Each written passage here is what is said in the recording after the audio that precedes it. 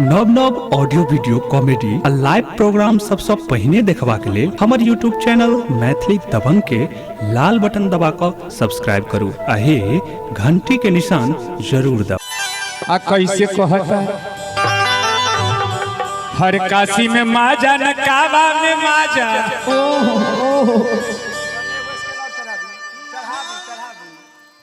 Hello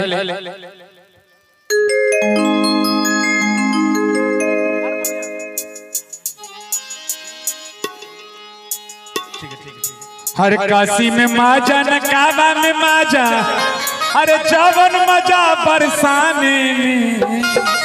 ये बाबा कहाँ बनी बाबा हो? आगे ओ बाबा आई जो बाबा।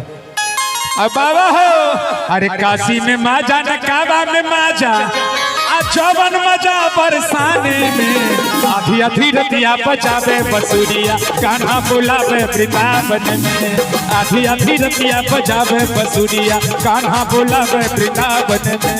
कान्हा बुलावे वृंदावन में। अरे कान्हा बुलावे वृंदावन में। आधी आधी रतिया बजावे बसुरिया कान्हा बुलावे वृंदावन में। आधी आधी रतिया बजावे बसुरिया कान्हा बुलावे वृंदावन में। जय हो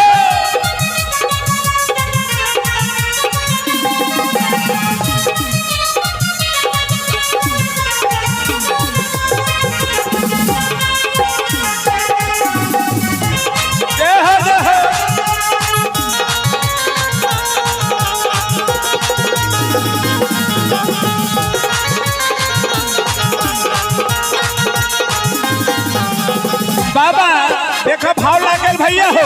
अब कैसे कहता कहता आए हो। अरे मंदिर अरे पंडा पुजारी मंदिर में शोभे के बारी दुआरी में। अरे शोभे के बारी दुआरी में। पंडा पुजारी मंदिर में शोभे के बारी दुआरी में। अरे शोभे के बारी में। लंगड़ा बाबा की तरफ से आई एडवांस है। आई लंगड़ा बाबा की तरफ से पुनः 51 रुपया बा।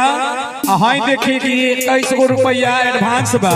और कहे हर मंदिर में शोभे पंडा पुजारी शोभे के बारी दुआरी में।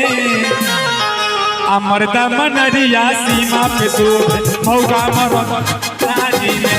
मर्दा मनरिया सीमा पे शोभे मौगा मरद ससुरारी में। अरे मौगा मरद ससुरारी में। मौगा मरद ससुरारी में।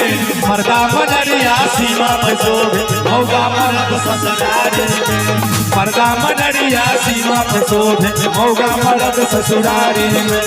मर्दा मनरिया सीमा पे शोभे मौगा मरद ससुरारी में। मर्दा मनरिया सीमा पे शोभे मौगा मरद ससुरारी में। बहुत बहुत धन्यवाद।